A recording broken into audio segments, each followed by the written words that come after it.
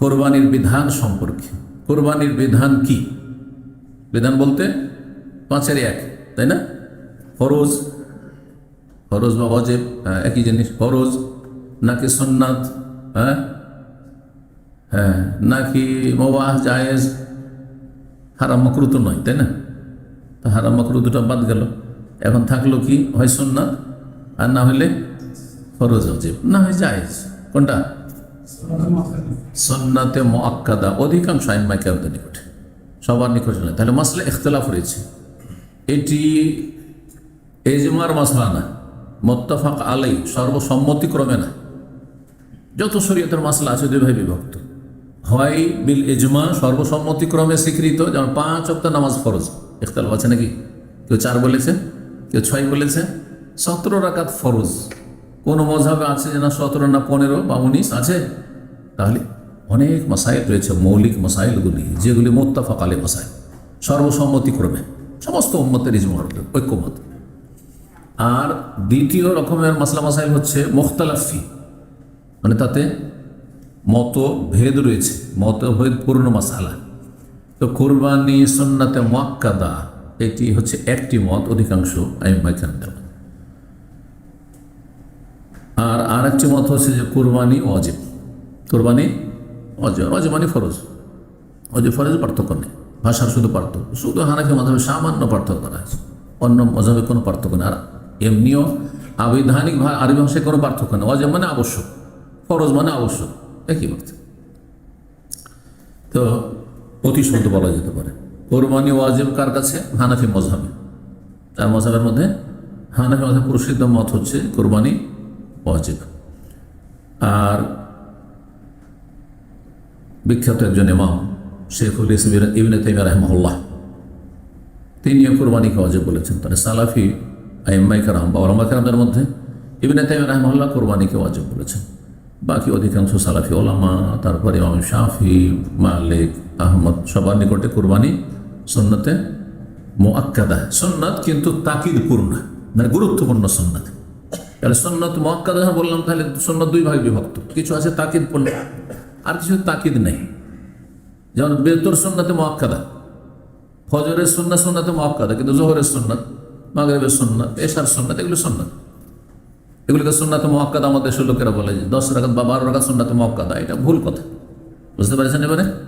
জি হ্যাঁ। তো কোরবানি যেহেতু অনেকে ওয়াজিব বলেছেন, এই জন্য যারা সামর্থ্যবান তারা অবশ্যই কোরবানি করবেন।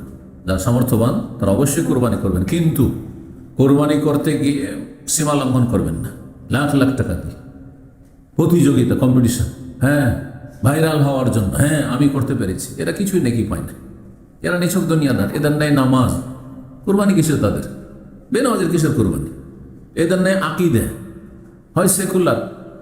সেকুলার মানে জানেন?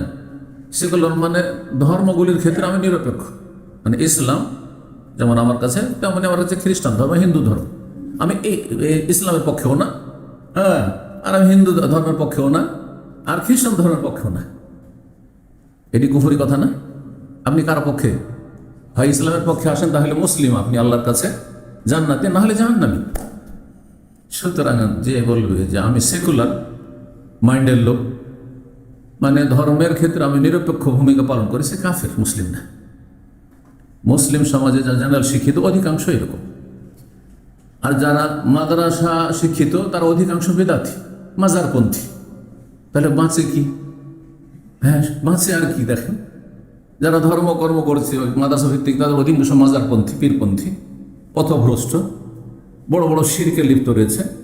আর যারা স্কুল কলেজ ইউনিভার্সিটিতে লেখাপড়া করে বা পড়ায়, তাদের অধিকাংশ হচ্ছে সেকুলার। কথা বুঝতে পেরেছেন?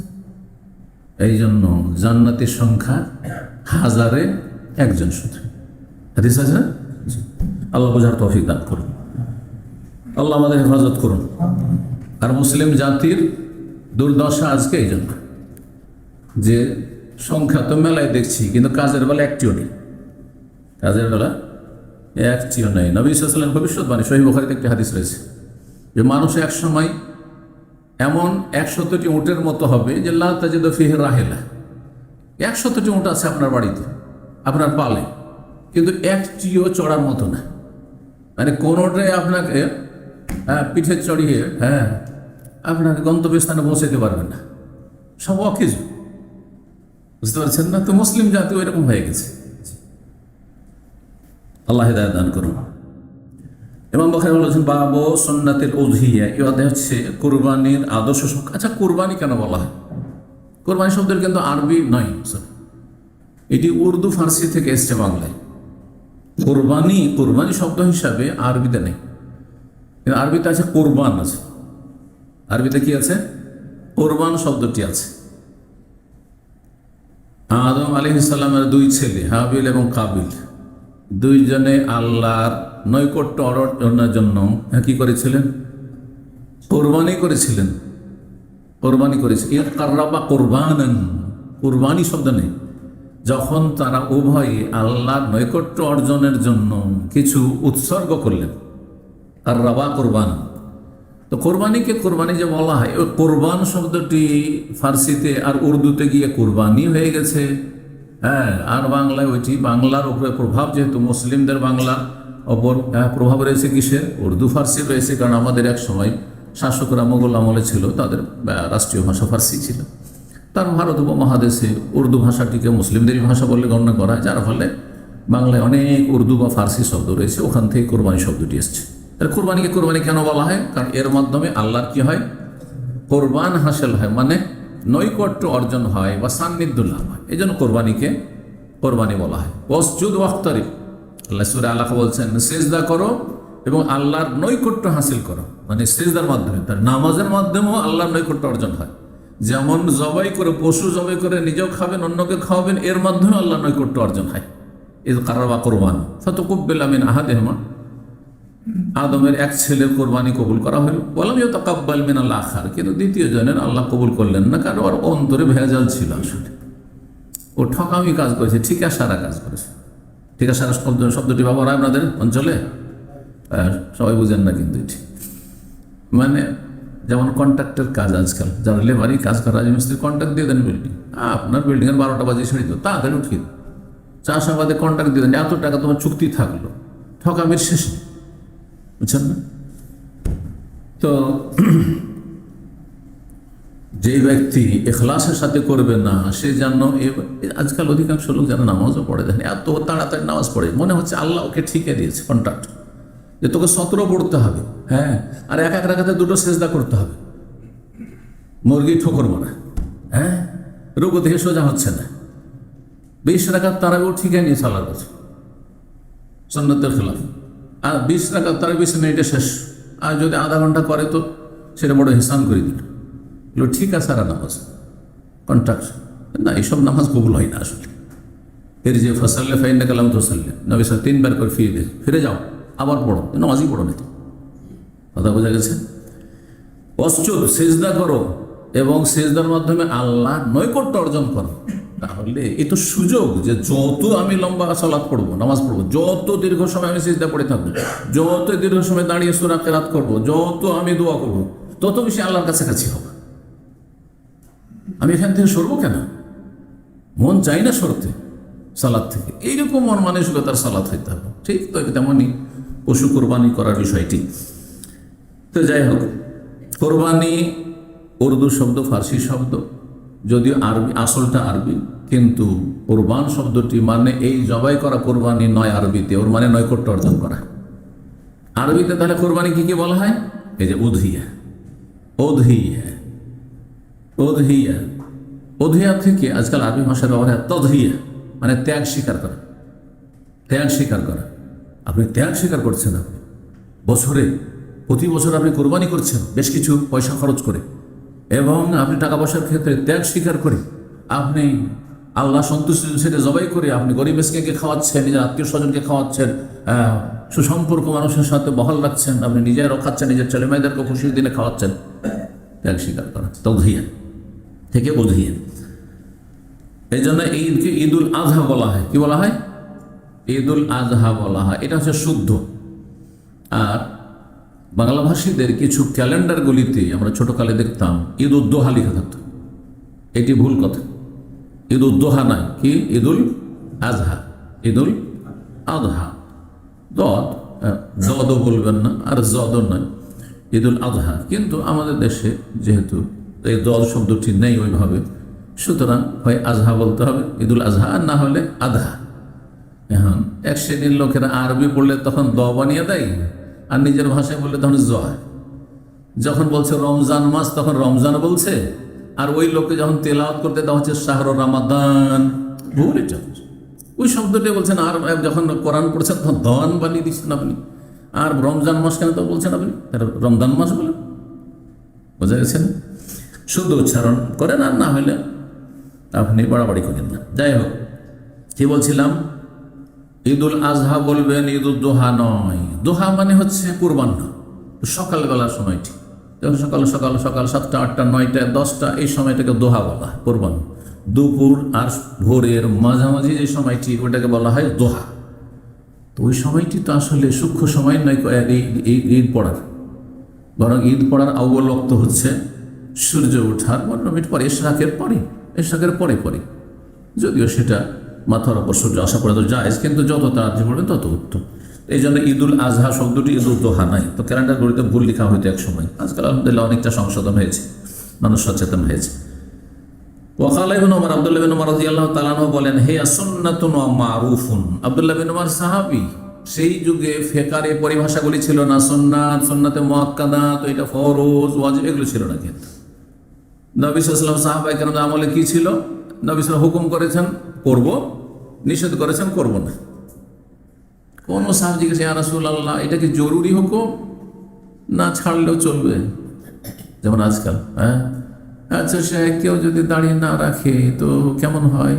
কোনো সাহাবী জিজ্ঞাসা করেছে, দাড়ি রাখবো তো কত বড় করে রাখবো, দাড়ি রাখবো যদি না রাখি তো কিছু হবে নাকি, জিজ্ঞেস করেছেন? নবী সাল্লাল্লাহু আলাইহি ওয়াসাল্লাম বলেছেন যে ওয়াফুল্লাহ, বাড়াও বাড়িয়েছে, তাই না? খালিফুল মজুস, হিন্দু আর মজুসি অগ্নি পূজকদের বিরোধিতা করো, তারা দাড়ি মন্ডন করে, তোমরা করিও না। তারা করেননি ওইরকম, কোনো সাহাবী এমন ছিলেন না, তাই না? সেই যুগে এটা বলতো না যে দাড়ি ফরজ, না সুন্নাত, তো এটি ছাড়লে কি কবিরা গুনাহ হবে না সগীরা হবে। এইসব এত পেঁয়াজ ছিল না তাদের অন্তরে, তাদের ঈমান খুব সাদাসিধে ছিল, এই জন্য তাদের জীবনে বরকত ছিল, শান্তি ছিল। তো ইবনে ওমর বলছেন, হে সুন্নাতুন, মানে এই নয় যে এটি শুধু সুন্নাত, ফরজ নয়, এটা বলা উদ্দেশ্য না। উদ্দেশ্য হচ্ছে এটি হচ্ছে নবী সাল্লাল্লাহু আলাইহি ওয়াসাল্লামের আদর্শ। সুন্নাতুন মানে নবীর আদর্শ।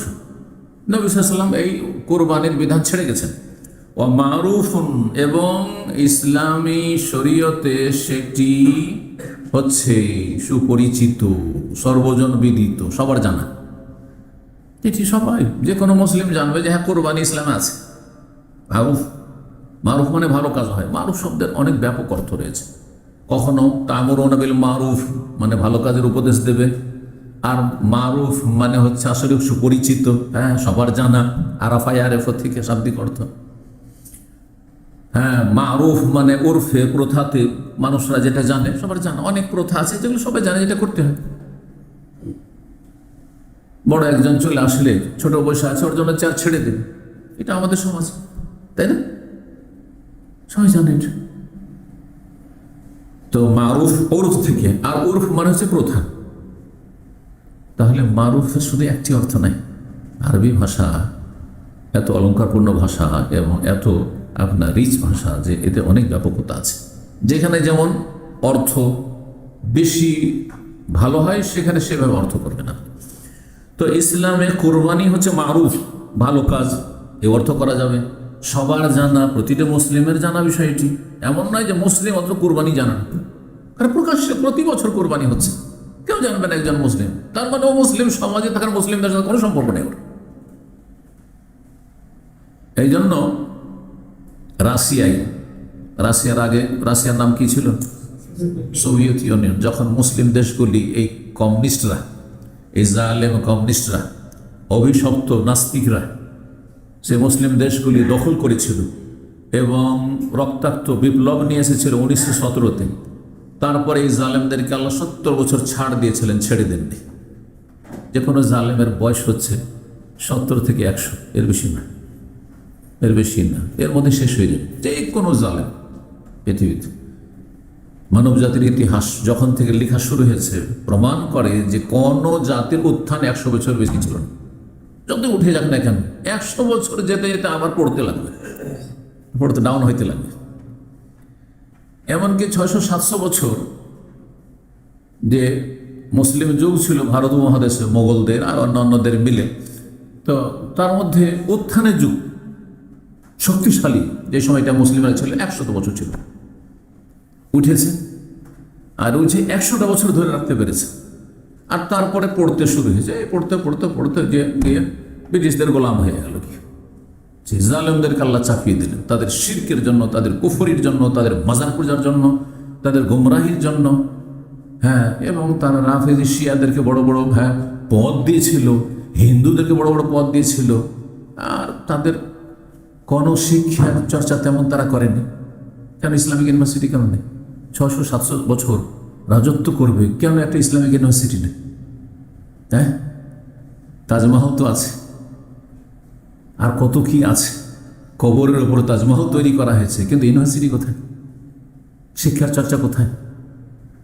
ইসলাম শিখিয়েছে না দুনিয়া শিখিয়েছে? কি করেছে? তো এই বিষয়গুলি গভীরভাবে চিন্তার বিষয় রয়েছে। মানুষের অধঃপতন মানুষের বদামলের কারণে আসে, পারবে না আসে। এই জন্য বেশি বাড়াবাড়ি করে বেশি দিন চলতে পারবেন না। এই যে কমিউনিস্টরা 70 বছর থেকেছে, আমরা যখন মোদী ইউনিভার্সিটি প্রথম আসে 90 দশক তখন ছিল, 99 এসেছি, ওই সময় এদের পতন ঘটে। এই দেশগুলি সবগুলিকে তারা দখল করেছিল, সবগুলি ছিন্ন ভিন্ন, সব আলাদা আলাদা হয়ে গেল, সব আলাদা আলাদা হয়ে গেল। আজারবাইজান, উজবেকিস্তান, তুর্কিস্তান, আর মেলাগুলো যে দেশ রয়েছে মুসলিম স্টেটই বেশি ছিল, সেগুলো সব আলাদা আলাদা হয়ে গেল, টুকরো টুকরো হয়ে গেল, টুকরো টুকরো হয়ে গেল। সেই যুগে বলা হয়তো দুটো পরাশক্তি, একটি আমেরিকা আর একটি হচ্ছে সোভিয়েত ইউনিয়ন। একটি শক্তি টুকরো টুকরো হয়ে গেছে। এদের থেকে অন্যদেরকেও শিক্ষা নেওয়া উচিত। যেসব শক্তিগুলি আজকাল পৃথিবীতে রয়েছে আর জুলম অত্যাচার করেছে, তাদের শিক্ষা নেওয়া উচিত। জি, আর মুসলিমদেরকে আগে শেখা উচিত, কারণ তাদের কাছে কোরআন সুন্নাহর হেদায়েত রয়েছে। জি, সেই জন্য সীমা লঙ্ঘন করবেন না, আল্লাহর দিকে ফিরে আসুন, আল্লাহর দিনের দিকে ফিরে আসুন, না হলে উপায় নেই। জি।